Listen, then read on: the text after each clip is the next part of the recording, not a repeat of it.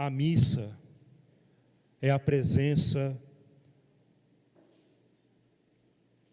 do sacrifício da cruz e, ao mesmo tempo, de maneira inseparável, do banquete, da comunhão do corpo e sangue de Cristo. Então, toda Santa Missa, em cada celebração eucarística, o único e eterno sacrifício de Jesus na cruz, o banquete celeste, o banquete eterno, é atualizado no nosso tempo, é atualizado no nosso presente. E como o padroeiro dessa comunidade, São João Paulo II, disse uma vez, a igreja vive da Eucaristia. A igreja vive desse sacrifício, a igreja vive deste banquete de amor, e todos os ministérios, toda a espiritualidade, todo o serviço, tudo aquilo, toda a espiritualidade que existe da igreja deve se alimentar deste sacrifício, deste banquete, e encontra a sua razão de ser na Eucaristia. Assim, é claro, como a razão de ser cristão, encontramos e alimentamos na Eucaristia, sacrifício da cruz, banquete de comunhão no amor. E o que leva, diante de tão grande mistério que hoje iniciamos a celebrar, a paixão, morte e ressurreição de Jesus, o que leva, o que implica este mistério da sua presença, esse memorial da sua presença que é a Eucaristia, esse memorial verdadeiramente da sua presença, da sua vida e dos acontecimentos da sua vida diante de nós, o que implica isso para nossas vidas, de maneira assim que podemos destacar e que não podemos esquecer, que devemos sempre recordar, por participarmos, por tomarmos parte, por alimentarmos e por encontrar razão de ser na Eucaristia, não podemos esquecer. A primeira coisa, entrega. Nós celebramos o sacrifício, é o corpo dado e é o sangue derramado de Cristo. Isso é entrega. E esta entrega, dentro do rito da nossa missa, dentro do rito da liturgia eucarística, nós podemos entender melhor naquele momento que é a oferta, o ofertório. Para entender então que é uma entrega, o corpo dado, o sangue derramado, que nós oferecemos através do pão e do vinho. Nós oferecemos ao mesmo tempo o Cristo e com Ele também nós nos ofertamos. Na entrega dele, nós podemos e devemos também nos entregar. Na oferta do corpo e do sangue de Cristo, nós também devemos entregar nosso corpo e sangue, ou seja, entregar a nossa vida, ofertar a nossa vida.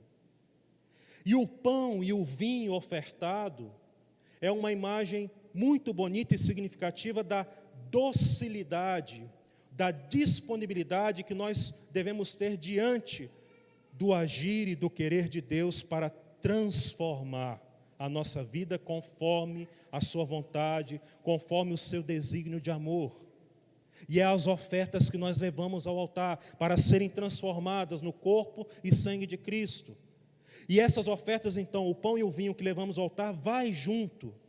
E o sacerdote, nós fazemos então o momento da oração, da apresentação das ofertas, rezamos: bendito sejais Deus por este pão, fruto da terra e do trabalho e do suor de cada homem e mulher. Bendito sejais Deus por este vinho, fruto da videira e do trabalho e do suor de cada homem e de cada mulher. Ou seja, unido a essa oferta está o suor, o trabalho, as lutas, as alegrias, as esperanças, as tristezas, as nossas dores, as nossas perdas, os nossos sorrisos, tudo unido ali. A nossa vida também ofertada junto com a de Cristo para serem transformadas conforme o desígnio, a vontade amorosa de Deus. E o pão e o vinho se deixam dóceis, se deixam disponíveis, se entregam. Quando olhamos bem, pensamos bem o elemento do pão e do vinho, e entendemos o porquê desses dois elementos serem usados, justamente escolhidos por Cristo para instituir esse mistério. porque são bem significativos. O pão no sentido, o trigo debulhado, amassado, triturado, para formar a unidade do pão. A uva que deve ser amassada para tirar o seu suco, para tirar o vinho. Então, tudo isso expressa uma realidade, então, de tudo aquilo que é as nossas lutas, vivência. Primeiramente, é claro, o próprio sofrimento de Cristo, triturado, esmagado na cruz, para ofertar, para fazer essa oferta do seu corpo e do seu sangue, e transformar, então, em pão da vida, em vida para o mundo, em vida para nós, e ao mesmo modo também nossas lutas, aquilo que muitas coisas, situações da vida que se impõem, que nos tritura, que nos amassa, e isso nós podemos e devemos ofertar, para que seja transformado, repito mais uma vez, transformado pela vontade amorosa de Deus. A oferta, esta entrega, o corpo dado e o sangue derramado, significa também dizer que aquilo que com certeza nós já ouvimos tantas vezes e sabemos, mas devemos recordar e interiorizar sempre: vida realizada é vida doada. Vida plena é vida que se entrega. E Jesus sempre tocou neste tema, sempre foi ensinando: aqueles que quiserem salvar a sua vida vão perdê-la, mas aqueles que perderem a sua vida por causa de mim irão ganhar. O que adianta ao mundo, o que adianta ao homem ganhar o mundo todo, mas perder a sua vida? Vida doada, vida plena, vida realizada é vida doada, vida plena é vida entregue. Então, na oferta, nós aprendemos então a razão de nossa vida é o quê? É entregar-se, doar-se. E esse dom que nós fazemos, o ofertório, é ao Pai. A oferta é Deus Pai, e Deus Pai acolhe essa oferta em seu Filho Jesus, acolhe, recebe de bom grado, se compraz com essa oferta, porque Ele transforma isso, repito mais uma vez, em sua vontade de amor.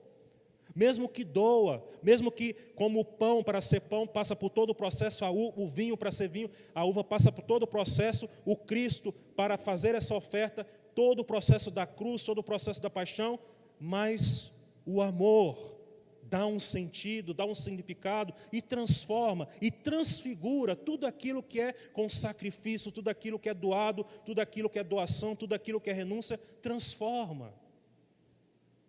E no momento do ofertório nós devemos fazer isso. Não é só o ato de entregar algo, mas é neste ato de entregar um bem material, saber que ele simboliza, representa o bem espiritual, ou o bem, a minha vida, que eu coloco diante do altar de Deus.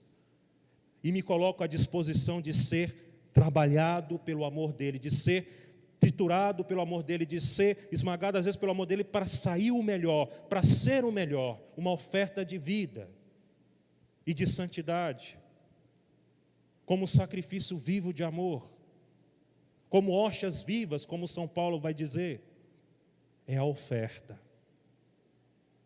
O sacrifício da Eucaristia, o banquete de amor, também nos coloca uma segunda coisa a considerar: serviço. A entrega, a oferta e o serviço. O serviço que Jesus expressou muito bem no evangelho que nós acabamos de ouvir, porque no momento da última ceia, o rito que é do banquete da Páscoa, é como que Jesus coloca um outro rito. Dentro do rito da ceia, Jesus então instaura um outro rito, um rito dentro de um rito significando um serviço, um rito significando que ele é o servidor da humanidade. Ele levanta-se da mesa, tira o manto, cinge-se com uma toalha, toma uma bacia com água e começa a lavar os pés dos discípulos. O servidor da humanidade. A Eucaristia, a participação na Eucaristia, a entrega que nós fazemos na Eucaristia deve levar também ao serviço. Mas que serviço, Frei? Porque nós escutamos todo tipo de serviço, é uma palavra mais usada. Servir, o serviço prestado, a empresa prestou um serviço, tal operadora prestou um serviço, não sei quem, o escritório, prestação de serviços, aqui servimos a você. Existem variados modos de usar a palavra serviço, mas dentro do modo cristão, dentro do entendimento da Eucaristia, tem uma diferença muito grande: o nosso serviço. Primeiro, Porque esse serviço nasce da caridade. Da caridade enquanto o quê? Um amor que não busca o seu próprio interesse. Servir dentro, conforme a Eucaristia, conforme Jesus nos ensina, é um servir onde eu não busco o meu próprio interesse.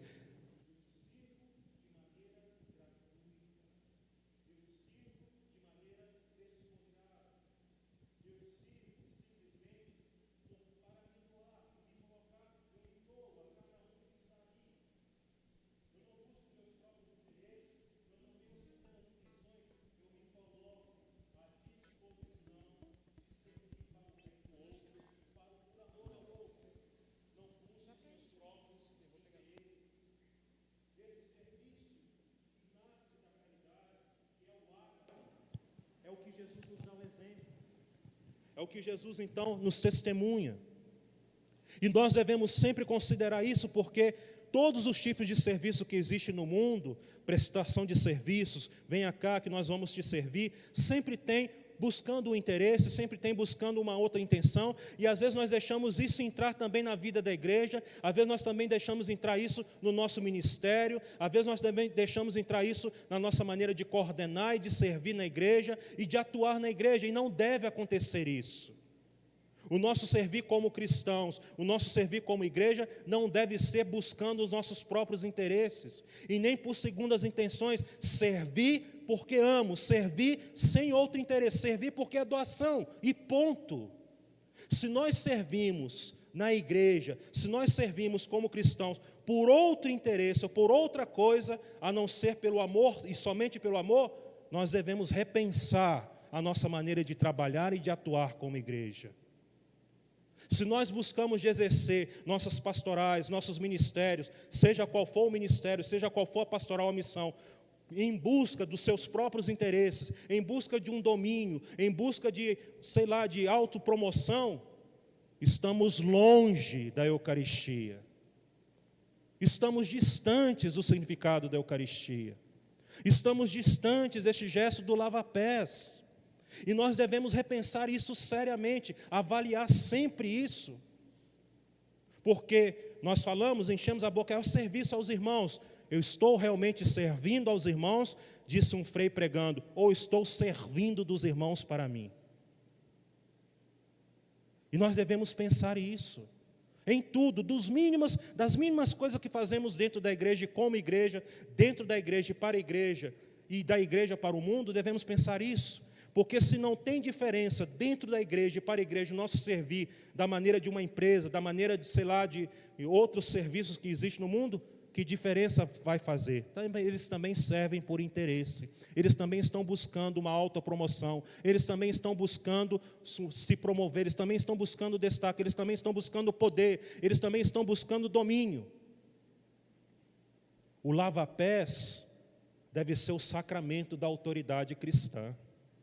O lava-pés deve ser o sacramento da liderança cristã. O lava-pés deve ser o sacramento do serviço cristão, da pastoral cristã, de qualquer ministério da igreja. O lava-pés deve ser o sacramento e o agir nosso, que nasce da caridade. E a outra característica do serviço cristão, nasce da caridade, a outra, humildade.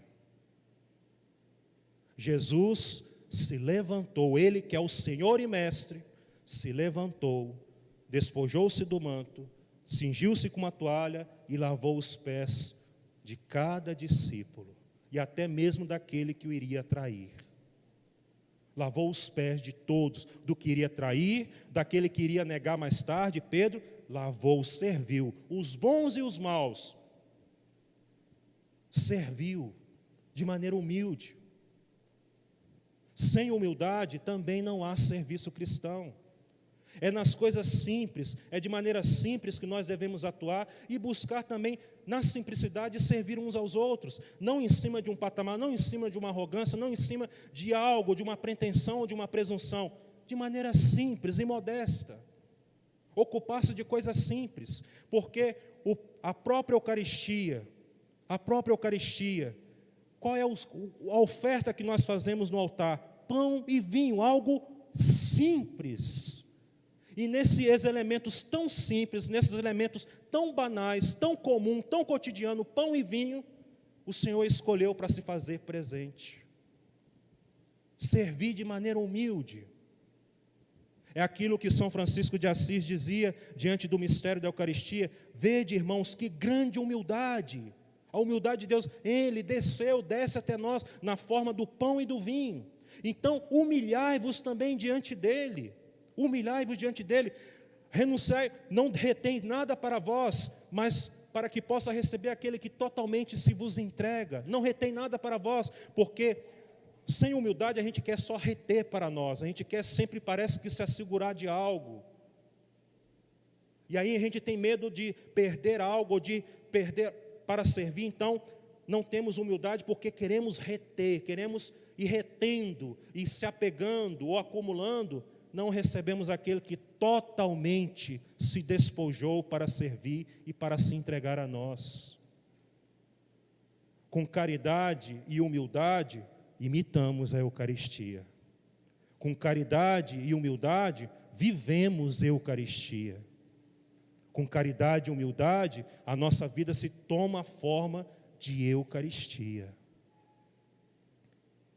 A terceira e última coisa a considerar, que este sacrifício nos traz, nos dá, nos concede, que devemos, como eu disse, sempre avaliar, sempre reconsiderar: comunhão.